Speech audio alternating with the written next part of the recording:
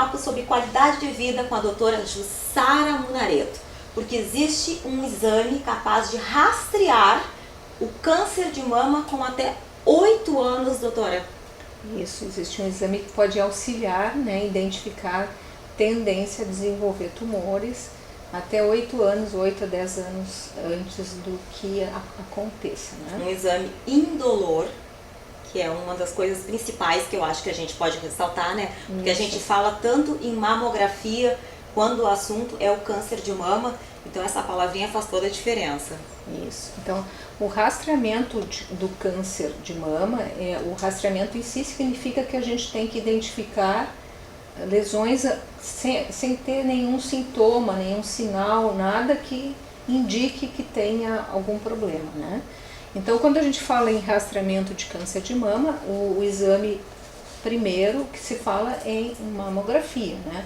Então, em que época fazer, quando fazer, né? Então, uma das coisas que se sabe hoje e o que o Ministério da Saúde tem indicado, na verdade, é que se fez a pergunta, então, qual é a eficácia do rastreamento do câncer de mama na redução da mortalidade, porque o que se quer é reduzir mortalidade relativa ao câncer, comparada com a ausência de rastreamento. Então, ou seja, se a mamografia é realmente efetiva em alcançar resultados positivos para diminuir a mortalidade. Então, o que o Ministério da Saúde tem recomendado? Então, que se faça, então não se faça a mamografia antes dos 50 anos de idade. Tá? Então, existe uma recomendação forte contra o rastreamento do câncer de mama antes dos 50 anos, porque claramente os estudos realizados com uma população grande, 600 mil mulheres, que foram rastreadas, algumas foram rastreadas e outras não, ou seja, foram feita mamografia ou não, e se chegou à conclusão que antes dos 50 anos ele não traz benefício, e claramente os danos superam os benefícios. Então, quando é possível fazer ou tem uma justificativa de se fazer mamografia, a partir dos 50 até os 69 anos de idade, a recomendação é favorável, mas fraca, tá? Porque os possíveis benefícios e os danos são semelhantes, tá? Então, estudos em populacionais de grande alcance, tá?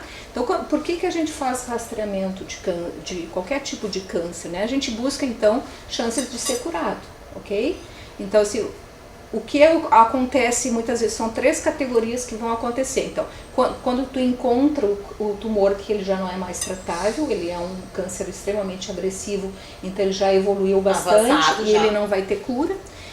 E às vezes acontece de tu ter um sobrediagnóstico, né? Então tu identifica um tumor que não causaria lesões importantes, nem causaria morte, tá? Então isso a gente chama de tu faz o diagnóstico, mas ele não é um tumor agressivo, não é um câncer que vai ter uma evolução, né? Então o que acontece? Em 30% desses estudos populacionais indicou que é sobrediagnóstico usando a mamografia, ou seja, acontece mastectomias retiradas do tumor de mama em 20% de sobrediagnóstico. Encontra o que? O câncer in situ, que é um câncer que não é agressivo, não é um câncer que vai evoluir para uma doença grave. Então, esse tipo de câncer ele pode regredir espontaneamente, sem acontecer nada. Então, é um tumor que a pessoa pode conviver muitos anos e regredir e não precisaria ter tirado a mama. Então, o que acontece quando encontra o câncer, um carcinoma in situ? Vai lá e tira a mama da paciente, faz radioterapia e muitas vezes esse carcinoma in situ não iria evoluir, tá? Então, o que acontece? Então, ele tem o que a gente chama de falso risco familiar. Então, uma pessoa que não tem histórico familiar desenvolve o tumor e a partir daí se diz que ela tem um risco familiar, e que na verdade não era verdade, né? E há um paradoxo que se chama paradoxo da popularidade, quer dizer, eu fiz uma mamografia, encontrei um câncer in situ e por causa disso fui salva, entendeu? Mas na verdade não era um tumor que iria evoluir, tá? Então, o que foi se encontrado? Que até 90% desses tipos de categoria de câncer é encontrado no rastreamento mamográfico. Isso pelos estudos da Cochrane, que estudou longamente, tá? Então, o câncer detectado seria um câncer chamado histológico. É um câncer que não é um câncer agressivo, tá? Que não vai evoluir para o câncer biológico. Então seria como se fosse uma pseudodoença, não é uma doença verdadeira, tá? Então o sobrediagnóstico ele gera uma incidência aumentada, mas não gera redução proporcional da mortalidade, porque se a gente está encontrando o câncer, tu está tratando o câncer, deveria ser o quê? Diminuir a mortalidade, não está diminuindo por quê? Porque na verdade não era um tumor que pudesse realmente evoluir. E o que tem melhorado na verdade, o tratamento que tem evoluído, e com o tratamento está se reduzindo em torno de 15% da mortalidade através. Então, que a mamografia, qual é a dificuldade da mamografia? Ela é um exame que não é bom em pacientes jovens. Tá? Então, aquela mama de pacientes jovens é uma mama muito densa, tem muitas glândulas. E o raio-x, né, da mamografia, não consegue encontrar o tumor naquele monte de glândulas. Tá? Então, quando é que é indicado? A partir dos 50 anos, que a mama já evoluiu, já diminuiu a quantidade de glândulas, e a partir daí vai ficar mais fácil identificar. E também a mulher aumenta a incidência de câncer de mama a partir com a idade. Então, há uma chance maior de ter câncer a partir dos 50 anos do que uma paciente jovem. Tá? Então, fazer mamografia antes dos 50 anos, segundo o Ministério da Saúde, está contraindicado. Não há necessidade de fazer, porque ele não traz benefícios para a população. Isso tem que ser discutido com o médico, com seu médico, porque isso é rastreamento populacional. Então, isso tem que ser discutido com o seu médico, se aquela paciente tem risco ou não, se ela é de grupo de risco para desenvolver tumor ou não. Se ela não é de grupo de risco, tem que ser discutido com o seu médico, tá? E não ter vamos dizer assim, um leque tão grande. Um leque tão grande para fazer independente desse grupo de ser de risco. Porque ou não até ser então de risco. o que todos ouviam falar era que todo mundo deveríamos fazer a mamografia. Tá? E o que tem se concluído agora com esses estudos grandes aí, e que não é verdade, tá? Então a Cochrane questiona o rastreamento mamográfico e a sua eficácia, e seu benefício é duvidoso, tá? Então as mulheres devem discutir com seus médicos e as decisões devem ser individualizadas, tá? Então se essa paciente tem risco ou não, o seu médico é que deve dizer se ela deve fazer ou não a mamografia, tá? Aí cada caso é um caso. Então eu acho que é o momento da parte médica discutir os caminhos a serem seguidos e buscar então outras estratégias de triagem, de rastreamento que sejam mais benéficas, explorar outras não tão invasivas, porque a mamografia ela traz uma radiação. E ela é um e pouco essa dolorida também, radiação, além de dolorida, essa radiação é cumulativa, ou seja, se ela começar a rastrear lá pelos 35 anos, 40 anos, então dos 40 aos 50 anos ela vai fazer no mínimo 10 mamografias. E isso vai irradiar essa mama, e a radiação leva a tumor, câncer. Ou seja, então vai fazer um exame que é cancerígeno, que pode ter potencial cancerígeno. Então vai expor essa mulher a um risco maior. Então isso também tem que ser discutido. Então, um exame que não identifica muito alterações em mamas densas, que é o que acontece em mamas jovens, e expõe ao risco, então isso tem que ser discutido, tá? Por causa dos estudos atuais que não identificam benefícios maiores, tá bom?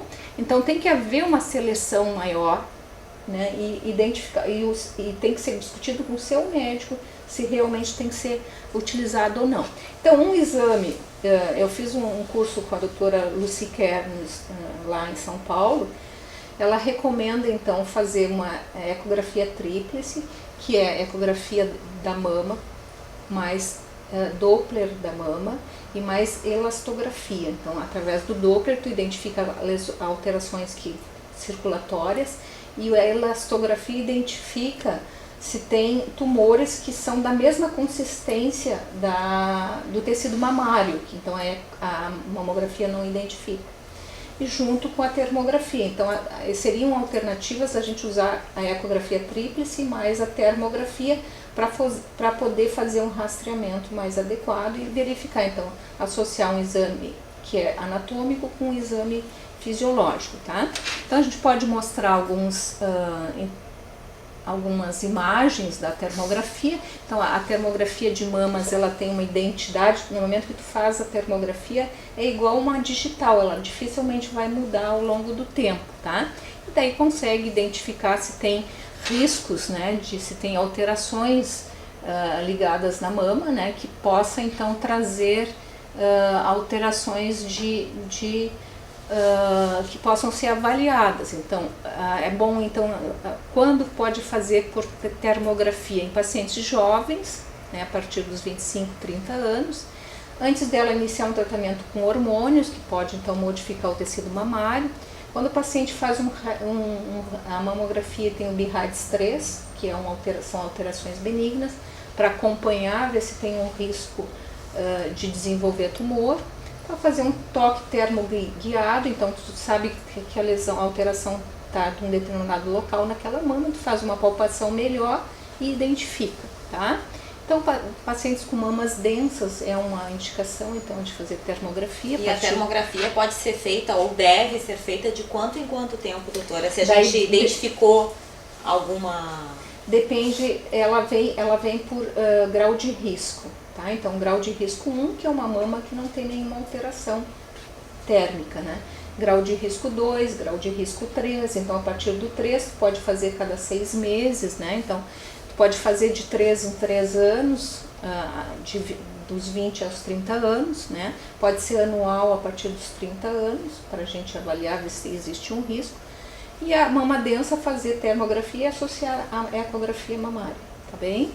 Então, toda a mulher, a partir dos 35 anos, é importante fazer para ver o risco, né? Então, o que se tem que ter consciência é que o rastreamento não é a mesma coisa que diagnóstico. O diagnóstico é quando tu tem uma alteração e que daí tu tem que fazer mamografia. Tem que fazer mamografia. Então, o rastreamento é quando o paciente não tem nenhuma queixa, não tem nenhuma alteração. E a gente precisa identificar, tá? Então, a termografia alterada, ele é um marcador de risco semelhante ao risco de familiar. Então, se ela tem uma termografia alterada, pode haver o risco, tá? Quer dizer que ela tem uma propensão. Isso. E quando tem uma termografia que é persistentemente alterada, ela aumenta até 10 vezes o risco. Já é um alerta. É um alerta. Se tem uma termografia alterada e ela se mantém essa alteração, ou aumenta a alteração, ela tem 10 vezes o risco de desenvolver do que a história familiar, tá bom? Então, assim, eu vou mostrar então algumas imagens. Então, a termografia grau de risco 1, que é quando as mamas são muito iguais uma à outra, né? A parte vascular é muito semelhante a grau 1, não tem um padrão normal, tá? Aqui, quando ela tem uma alteração com relação aos vasos aqui, é medida toda a temperatura de toda a mama e do local onde está alterado. Então, grau 2 pode fazer anualmente, grau 3 pode repetir cada 3 meses, então tu vê que é uma mama que tem aqui, por exemplo, uma vascularização bem intensa e ela tem uma variação grande de temperatura de um local para o outro. Então, ele é o grau 3, pode repetir em 3 meses para ver se vai continuar aumentando ou não. Grau 4, então há uma simetria ainda maior e uma quantidade e a variação de temperatura ainda maior. Então também 3 meses, grau 4, para verificar se vai progredir ou não. E esse aqui já é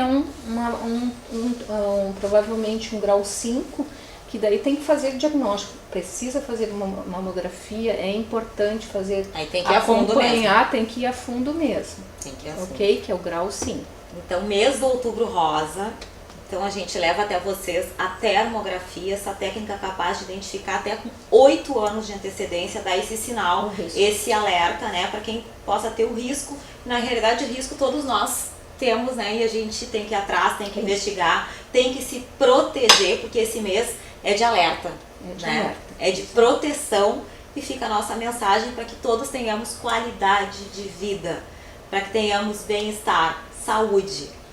Muito obrigada, doutora. Obrigada.